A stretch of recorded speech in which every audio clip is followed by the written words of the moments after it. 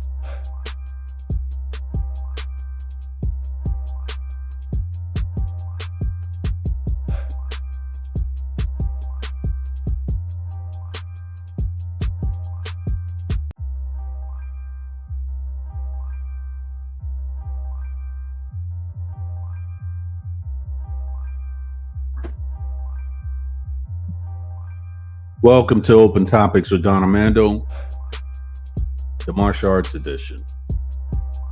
I'm your host, Don Armando. So, me and Senpai, every Wednesday night, we actually talk about the martial arts and what are the philosophy and the moves behind it. So, stay tuned. We're going to have an excellent show tonight.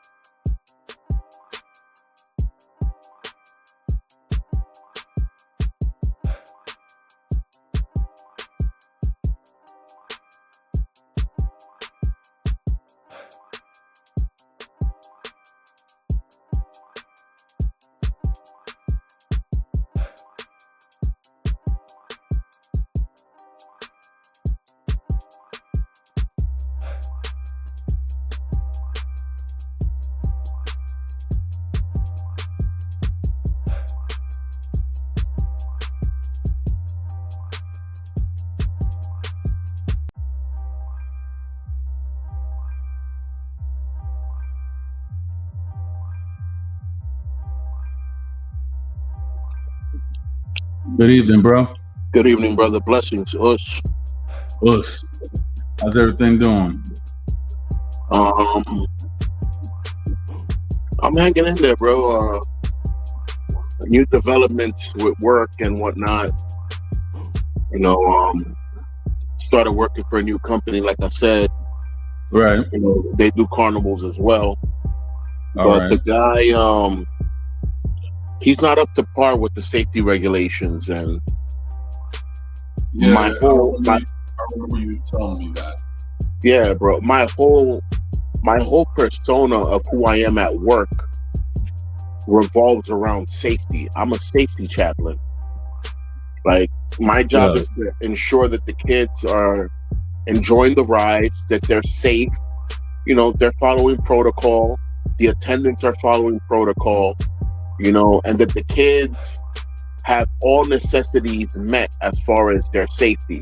That there's mats at the bottom of the ride, that all the rides are tethered down with sandbags, tied down with straps from the back into the fence or the wall or fire hydrant, something, right? Right.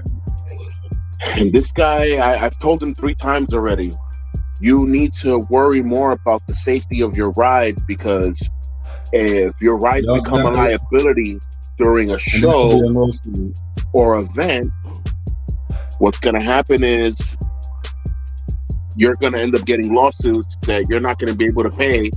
And if you lose the company, all the workers are going to suffer. So why not just, go up to par with what you need to do? And he's so condescending, bro. Like, he really thinks that his word is law. He really thinks, that he's the master of what he says. And to an extent, if you're a person of faith, to an extent that seems cool. But once you start talking in a certain way that it's not really positive, you're not really manifesting faith, what you're doing is bringing gossip to the table, then all that condescendingness, it starts to shame people after a while. All my coworkers, as soon as I started working, they told me, "Oh, be careful with him, because he argues with everybody and he has no sense of worth for people." I'm like, well, he's gonna have to learn, because I'm not that I'm not a regular person, but I demand a certain level of respect, because I demonstrate that level of respect. Exactly. Especially as a martial artist, brother. Like, I don't ever go nowhere and think that because I'm a supervisor or because I'm certified by the state or whatever, I don't think that I'm bigger than no one. If anything, anyone who has responsibility of power, they're servants to those that are serving them. You know what I'm saying? Because they're held responsible for whatever the people under him do. So being in a position of power doesn't mean that you have power for you to be power hungry doing crazy stuff. Being in a position of power just means responsibility. Hence the reason senseis and senpais and asokes at dojos, like, their job is not just to be there to teach you. Their job is there to make sure that you're instructed properly and that everybody under them is following guidelines. Everything's about safety, bro. At the end of the day, self-defense is about safety. What good is my self-defense class for you if it can't keep you safe from the predators or the people that are trying to harm you, inflict harm, or do whatever? Like, I don't understand how people really think that I don't even know anymore, bro. Like, people really think that, oh, because I have a weapon, I'm good, or because I have a diploma, I'm good. Education is good for one thing. A weapon is good for another. But the strongest weapon of education is the mind. And then once you lose your mind, it doesn't matter how many diplomas you have. It doesn't matter how many belts you have.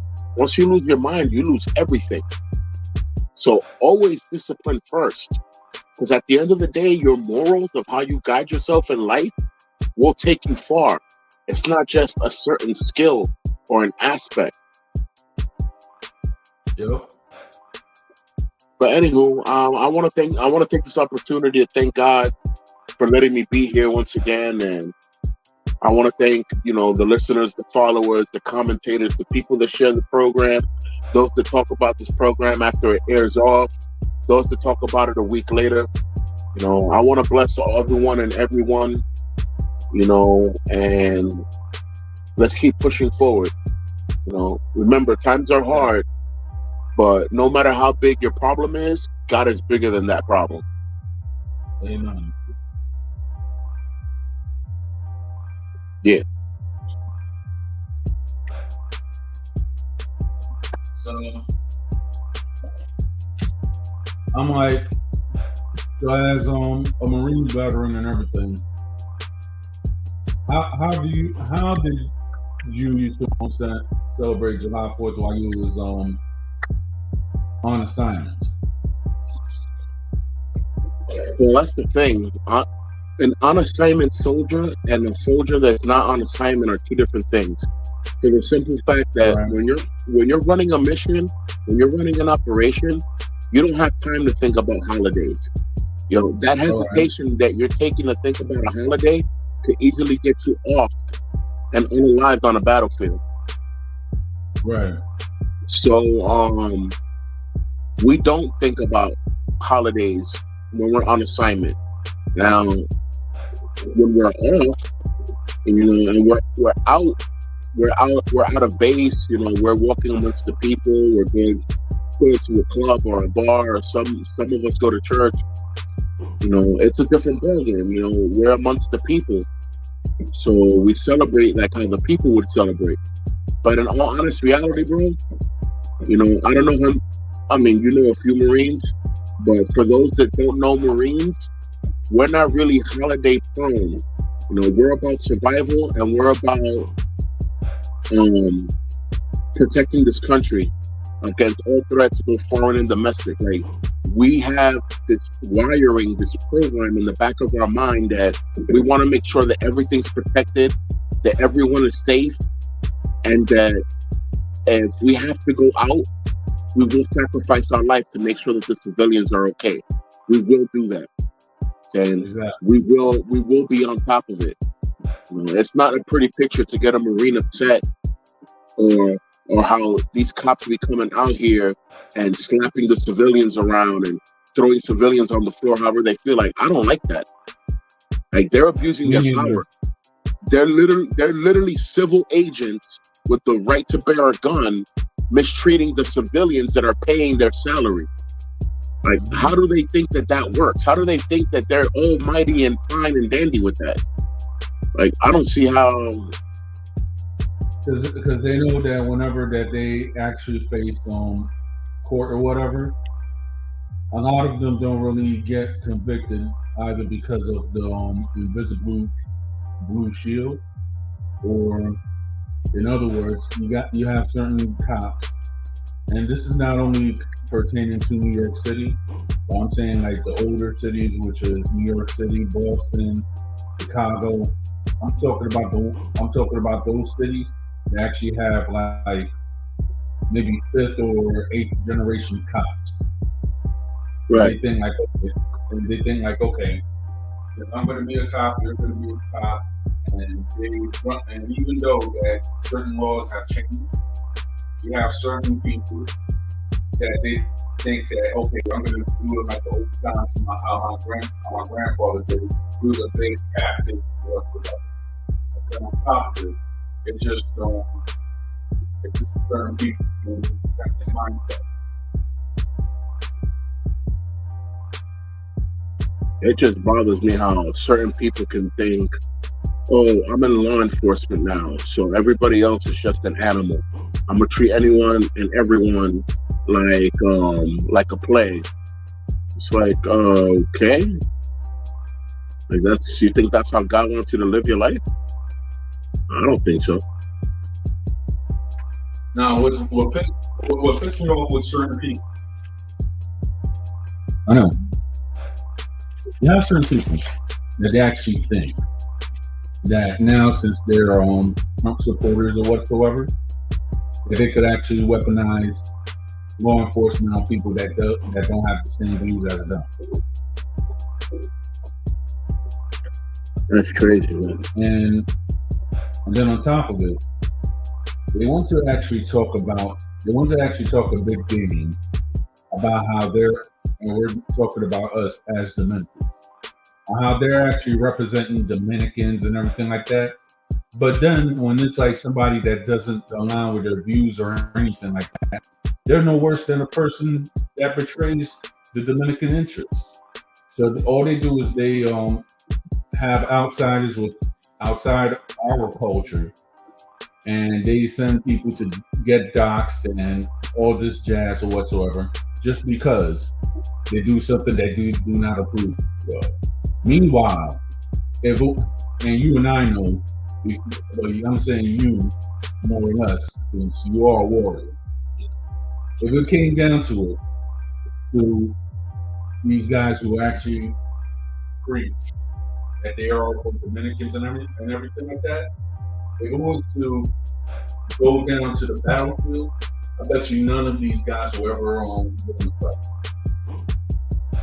So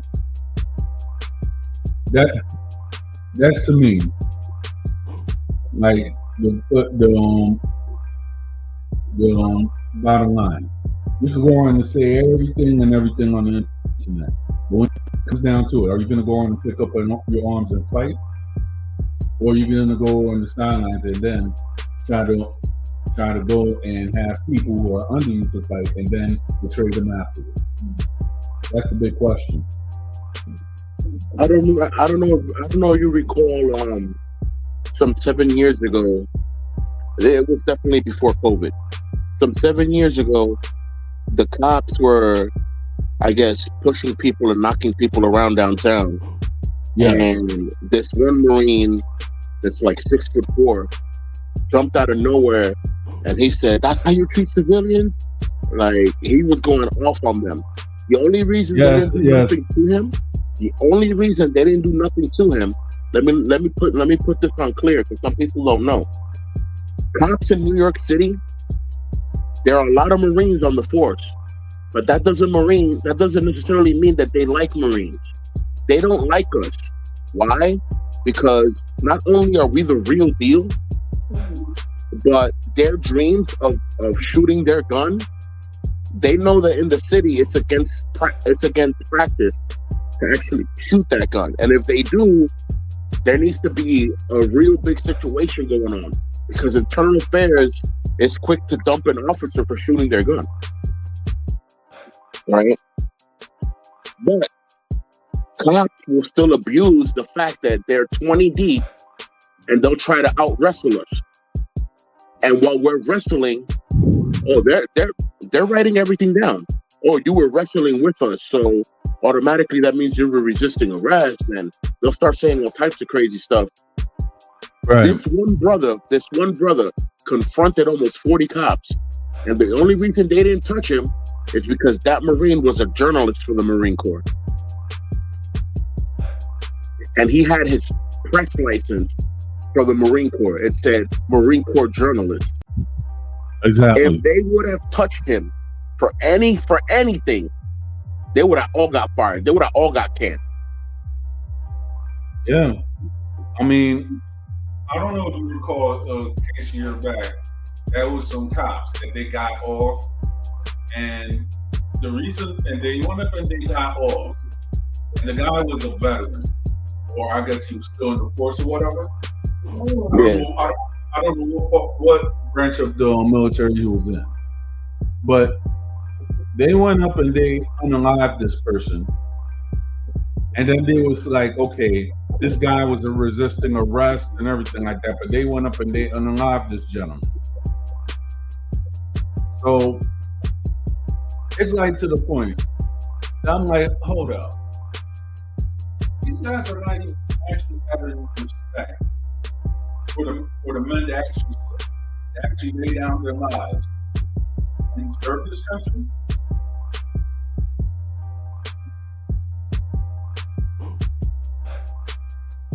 It's just sad, man. So the police, instead of serving the civilians the way they're intended to, the civilians are scared of the police because the police are the biggest gang in the city. They could do what they want, when they want, however they feel like it. And if people don't know their rights, their natural human rights, or their rights of law, or their rights of amendments and constitutional rights, they will get violated by the police department. And there's nothing you can do than contact the controller of New York City and submit a lawsuit and wait 12 years to get $50. I know. Ridiculous, bro. Ridiculous. I started giving martial arts classes officially some 12 years ago when I used to live on the west side. And somebody saw me, with what I can normally carry, which is my bag full of sticks. Right. That person turned around and said, oh, he was carrying machetes and swords and this and that. I'm like, I only carry sticks because I don't want to be a danger to no one. And I don't want anyone thinking that they could just grab any of my weapons and then I'm going to have to endanger them as well. So I only walk around with the sticks. And someone called the cops. I ended up getting raided. They found nothing. It's not illegal to have swords and stuff like that. They're not illegal to have.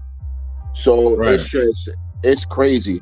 But they really grabbed everything though and submitted it to evidence for testing to see if it had blood or whatever. And I'm like, all my swords are clean. Why would I need a sword to hurt anyone when I could hurt them with a stick and walk away?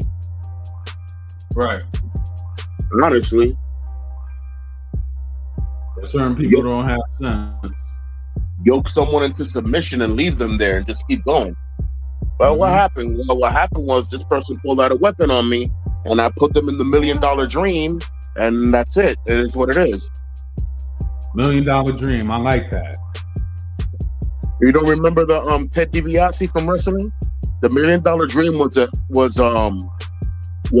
customized sleeper hold where he would put his hand under the person's chin with the other person's hand under their chin as well.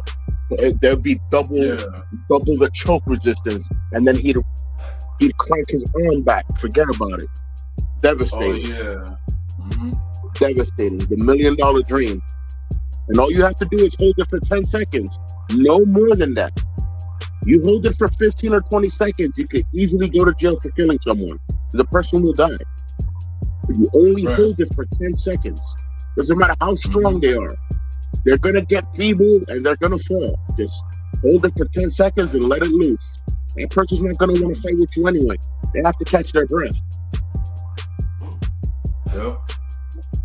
I know because it's been done to me as well. We're not... One thing people need to understand is that we're human. We're not robots. We're just trained to be robots with no feelings. But trust me, all these applications that we're taught, they hurt us the same way they hurt people that we do it to. So all that training that we do, we strangle and hold and choke ourselves. You know what I'm saying? We strangle, hold, and choke each other. You know what I'm saying? So that we know the pressure of what it feels like, and we know the extent of what will happen past a certain limit. If you do this too much, this is gonna happen. If you do this too less, this is gonna happen. So if you put someone in a stranglehold and you don't hold it properly, not only are you not gonna do nothing to them, but because you're holding it improperly, you could be hurting yourself. You could be hurting your wrist, you could be hurting your elbow. All right. So everything is proper application when it comes to that. Everything is proper application.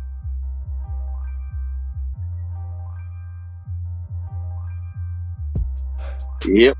You there, Pete? I'm here. You hear me? All right. Yeah, the last thing I said was everything is proper everything is proper application. Yep. In a few minutes, I'm gonna walk my nurse to the train, and hopefully we don't get disconnected. I mean, if we do, I'm gonna actually still run this until like around 12 o'clock or so. To like 12. Jeez. Because I know that I'm gonna end. yeah. The reason why I say that because I have another guest that might be coming, and he actually has like martial arts background from the Dominican Republic. Cool, So cool. it will be an interesting. Yeah.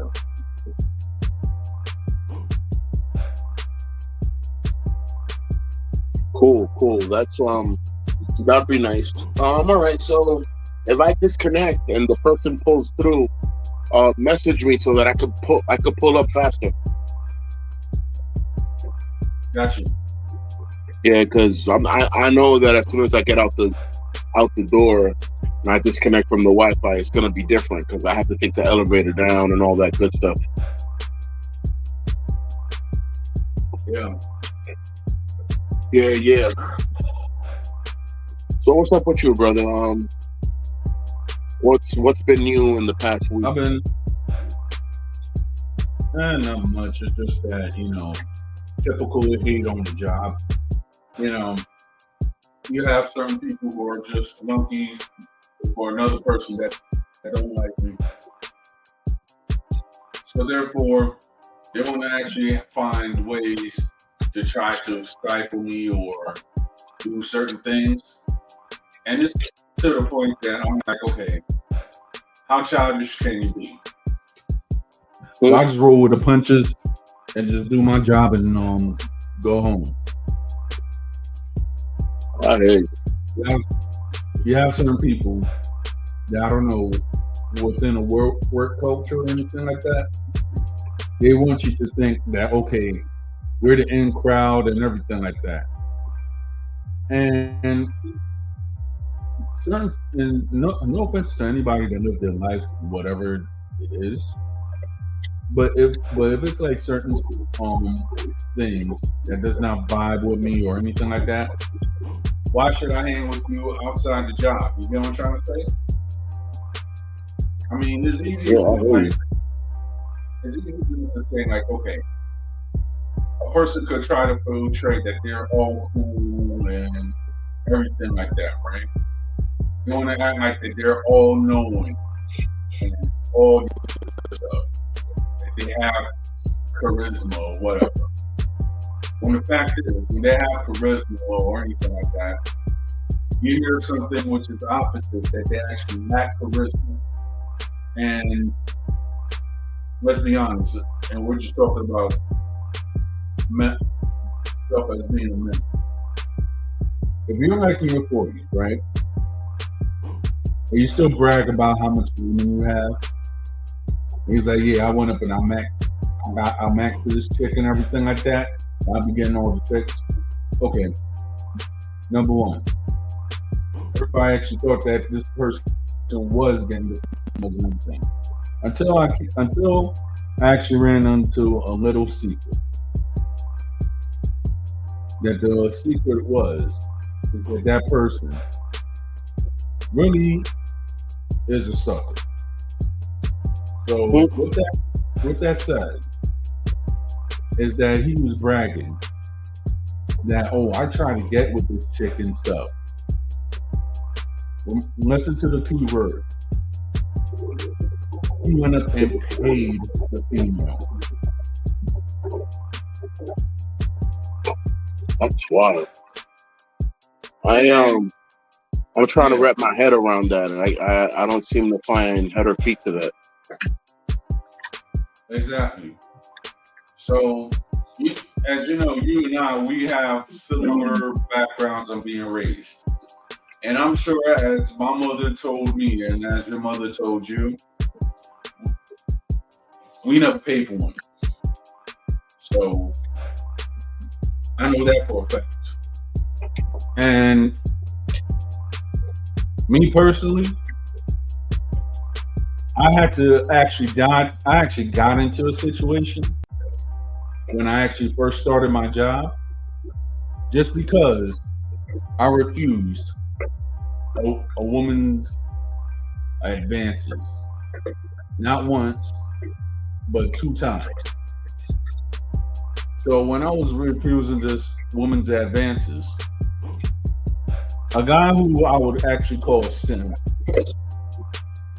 actually tried to get my job terminated a whole bunch of times, trying to confront me over the female that I did not want, the advances.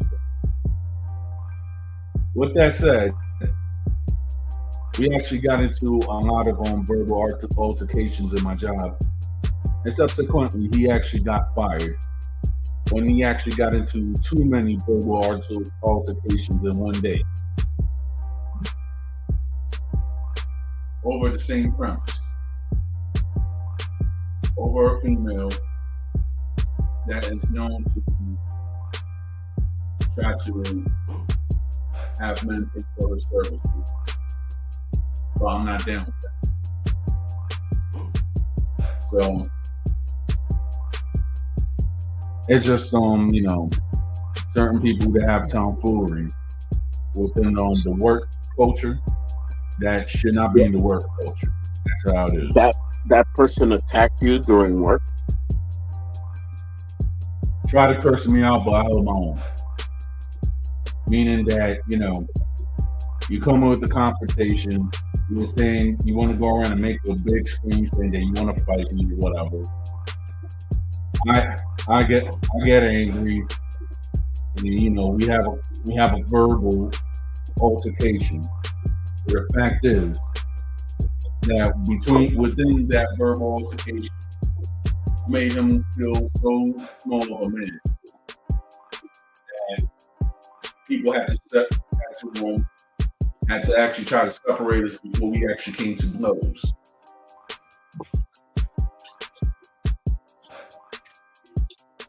Wow. So it was not only me that actually had this individual, but it's several individuals when I actually first when I was in the second or third year of my job, that they actually had confrontations with this individual. Either this guy wants to start with the bigger individual because he thought he was the bigger individual, or when a female is paying attention to somebody that they think in their mind that, she's paying attention to him. And the fact is, I'm not paying attention to her. So when certain people get mad and they see, why this guy is not paying attention to this female? Unlikely. At the time, I was going to get married. So why I'm going to go and jeopardize my impending marriage with a person that really sees no value in my opinion, or that think of me as only dollar signs? It's not worth it. It's not. It's really not. It's just it never seems to amaze me how the enemy will try to find a way or make a way to have people try to ruin your testimony. Somebody feels some kind of way about something, or someone has an opinion about something, and then they want to mention us for whatever reason to try to step on our faith and or make an excuse about how our faith is stopping them from doing something that they want to do. And it's like, wait, how does me believing in God have to do with anything that you're trying to do in your life? Right. I don't get that. But sometimes it's some reflection, and other times, because I'm not going to go around and say that I'm all wise, because I'm not. But sometimes certain people see a light about you, and to a lot of believers, when you see a lot of believers who are protected, they can't go with you. They can't go at you with ideological facts. So therefore, they actually resort to making lies, and they try to have people and join up with people that do not like you because of whatever. But yet, when they join up with the people, they don't even like themselves. The only reason that they're joining up is because of you. Right. That's how you know how powerful you are. Over here bearing false witness, and now all of a sudden you got another team of people that, even though they don't individually like each other, they're so focused on the fact that they don't like you that they're willing to compromise.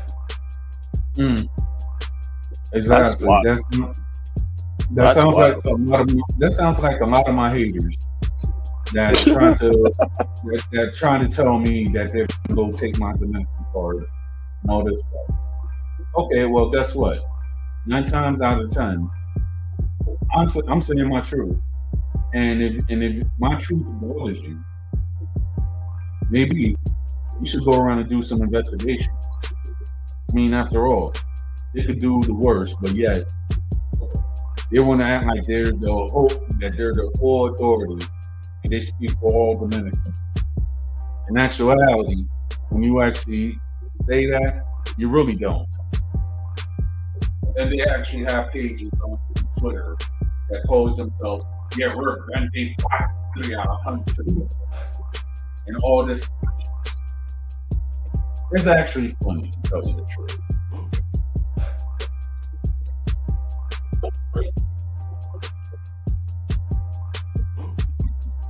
So that's how you know that certain people are actually bearing false witness. And I was actually talking to George today. He actually been on the panel. So me and him, we was actually talking about a certain person, which I'm not gonna mention their name because they're not worth mentioning. That always bears false witness. Whether it's to me, my friends, I actually all do out of respect, and other individuals that I'm actually cool with. They make fantastic lies, but then when you see a person that make lies, the lies or the slander is always sexually charged. And then if they find out, your real name, they want to go and talk about you on Twitter, mention your real name or whatsoever. And to me, you're doing all this for what? Because apparently when people actually mention my name, they're not getting any views or anything. And it's actually funny. I mean, the person that I'm not going to mention actually has like 5 or 6 YouTube accounts just based on slander. And it's actually pitiful and disturbing that you have to actually make a whole bunch of accounts to actually try to shame content creators who have a different opinion than yours. Based on slamming, you mean like trolling, badgering? Yeah. Like say, for example, right? Let's say if somebody told you, you have to prove that you're a Marine or whatever. And then if it's not to their satisfaction, they make a rumor saying that you're not really who you are and stuff like that. And they'll try to have a whole bunch of people who are actually in the lies to believe that. Now the fact is, your own truth.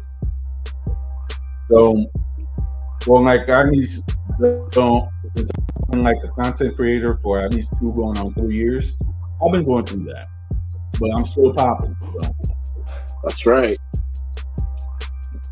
I'm on my own lane. I actually been on my own lane right now because you have certain people that they always try to actually act like they're spies or anything like that. And I'm not with it because at the end of the day, I'm not gonna go and hear what a person's going to tell me or what they're gonna dictate. Because at the end of the day, I came into this sphere as my own person, and if I make friends, I make friends. At the same time, I can't really say that I'm a part of a sector because I'm really not. I'm just carving out my own name. And me personally, right. I have my open topics where we can talk about everything. I actually have I think I did a show on Monday. But the thing is though, what I try to do, right, is that I'm trying to actually talk to people within the world and people who are actually believers too. So therefore, we could actually find around about things. Because sometimes you could actually learn about a person's history in the book, but then you could actually learn from a person when you actually talk to them. Yeah. I call that a psychoanalysis when you can study a person, you know, when you meet that person, you study that person physically, mentally while you're in front of them. You know, you could always psychoanalyze somebody, you know, depending on their behavior, mannerisms of how they speak and all this other stuff, but the physical experience of meeting somebody and seeing where their mind is at, how they operate, how they walk, their way of life, that tells you a lot about that person, way more than just, oh, we had a conversation online. Exactly. All right, I'm gonna interrupt the show real quick. I need to go walk my nurse to the train. All right. I'll try to log on back as fast as possible. If I don't log in the time, in the necessary time accordance, and this person that you said is, if this person pulls up before I log in, shoot me a message so that I can hurry my butt up. All right. All right. So I don't like saying bye. I've never been a fond person of saying goodbye. So later in a few. Us.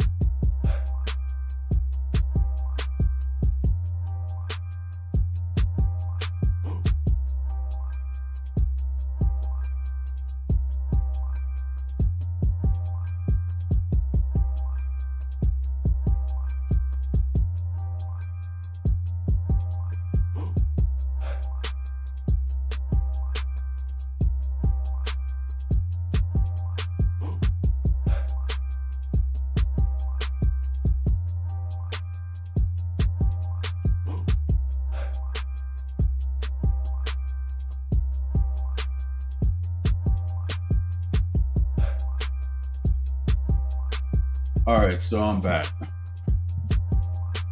So I'm gonna actually, I guess, show a few clips of the martial arts. So I'd like to give a shout out to anybody who actually practiced the Cambodian art of Pradal Saray or Bokator. So I'm actually going to show how this art is. Just 1 second.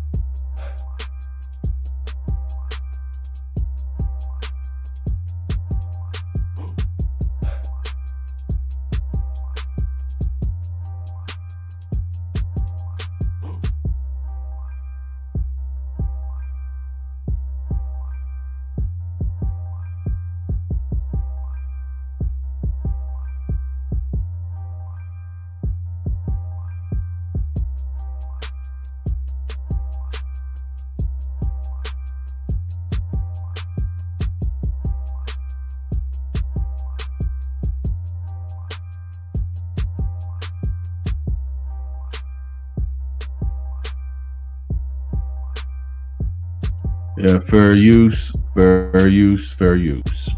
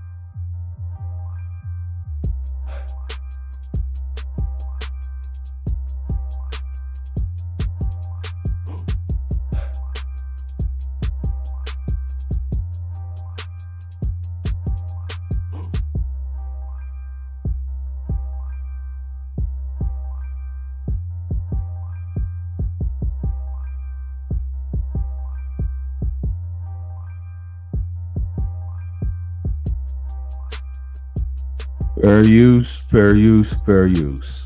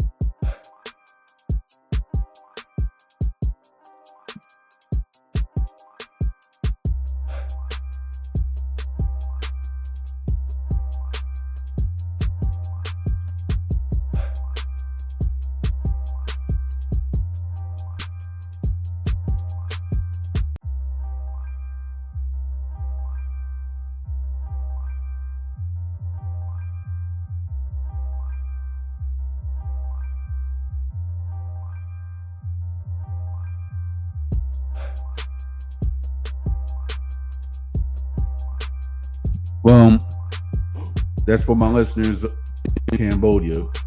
So next week, I'm about to actually do another segment, which might be dedicated to the southeastern martial arts. So with that in tune, good night, my public. Stay safe.